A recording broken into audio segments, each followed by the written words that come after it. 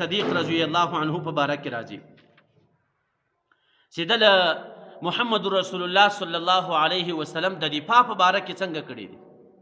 یو وخت محمد رسول الله په حرم کې ولاړ دی، کلمه د توحید یې وویله، د وحدانیت دعوت یې وچلوئ چې ای کفارو، ای قریشو، ای مشرانو، ای سردارانو، الله تعالی په وحدانیت باندې ومنئ.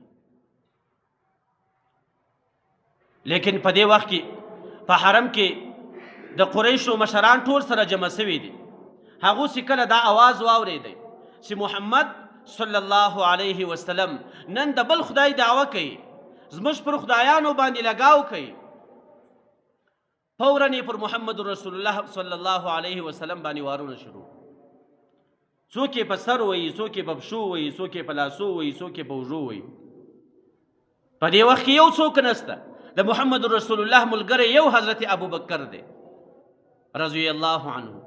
چې کله محمد رسول الله په داسې حال کې ولیدی، فوراً یې ورمنډه کړه، پر محمد رسول الله باندې بالا داسې پرېوتی او کفارو ته خطاب شروع چې تاسو نن هغه کس ته چې هغه تاسو له شرک څخه راباسي، هغه تاسو له کفر څخه راباسي.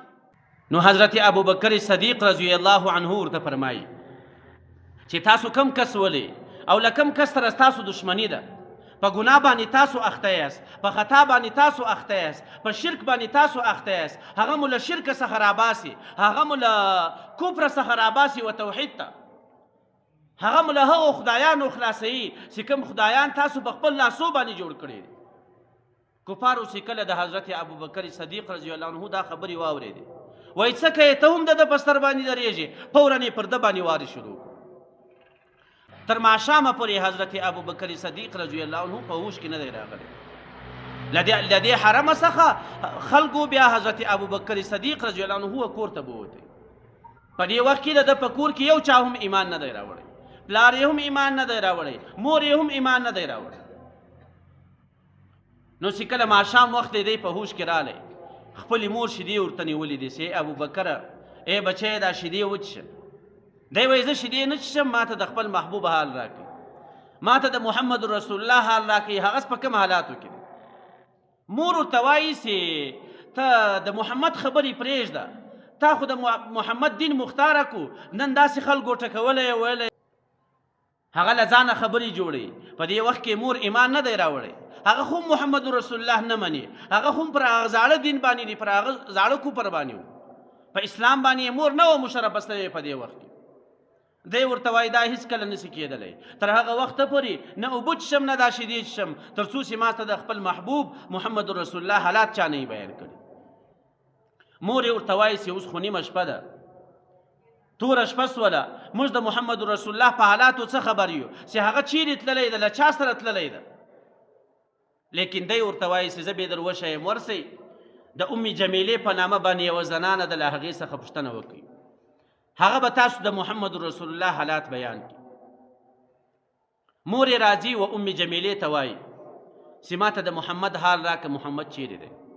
هغه وایي دا خو هېڅکله نشي کېدلی چې زه تا ته د محمد حال درکړم، ځکه تا خو هم ایمان تر اوسه نه دی راوړی، ته یې ورې ایمان راوړه، بیا به زه تا ته د محمد رسول الله حالات په لاس باندې درکوم چې دی چیرې دی. لیکن دا ورته وایي زه نه غواړم. حضرت ابوبکر صدیق رضی الله عنه یې پوښتنه کوي. ام جمیله ورته وایي زه دورې در سره ځم، هلته و حضرت ابوبکر ته په خپله ورشیم، تا ته یې نه درشیم، ځکه تا تر اوسه ایمان نه دی راوړی، داسې نسي ته محمد رسول الله ته بیا تاوان ورسوي. نو ام جمیله د حضرت ابوبکر صدیق رضی الله عنه له مور سره راځي، د محمد رسول الله و د حضرت ابوبکر صدیق و کور ته راله.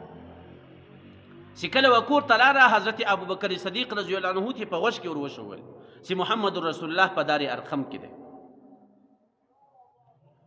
نو له دې ځایه څخه حضرت ابوبکر صدیق رضی الله عنه لاس هم زخمي دی، سر یې هم زخمي دی، پښې یې هم زخمي دي، په وهلو باندې بېهوشه کړی دی او د بېهوشي څخه ماښام په هوش کې راځي. تشی به هم وي، وشی به هم وي، زخمونه هم دي پر بدن باندې، لیکن هغه یې هر څه هیر دی. یو لاس د ام جمیلې پر اوږه باندې ږدي او بل لاس د خپلې مور پر اوږه باندې ږدي. و دار ارقم ته محمد رسول الله ته ځان ورسوي. دې ته عاشقان وایي، دې ته امتي وایي. چې کله هلته ور ورسېدی محمد رسول الله ورته راولاړېږي، دی پر تندي باندې مچوي، د ده نوره جذبه زیاتېږي. محمد رسول الله ته فرمایي چې زما ټول زخمونه ختم سو، زما تنده ختمه سوله، زما وژه ختمه سوه، چې کله مې پر تا باندې سترګې ولګېدې. د هغو سترګې پر چا باندې یخ کېدې؟ د هغو سترګې د محمد رسول الله په طریقه باندې، د محمد رسول الله په دیدار باندې، د محمد رسول الله په سهولت باندې هغه خوشحاله کېدل. راسئ زموږ ستاسو زندګي وګورئ. موږ له محمد رسول الله سره په چیش کې مماثلت لرو. موږ له محمد رسول الله سره په زندګي کې کم عمل یو ځای کړی دی، په کم شي کې ورسره یو رقم ته یو، کم چم و هغه رقم ته کړی دی. نو حضرت ابوبکر چې خپل عاشق ولیدی، خپل محبوب یې ولیدی، د بدن ټول زخمونه یې یرسو. نو محمد رسول الله هم یو غټ اعزاز وده ته ورکړ. نو په صحابه کرامو کې روایاتو کې راځي چې تر انبیاو را لاندې په ټولو کائناتو کې چې غټ مقام الله تعالی ورکړی دی، هغه حضرت ابوبکر صدیق رضی الله عنه ته ورکړی.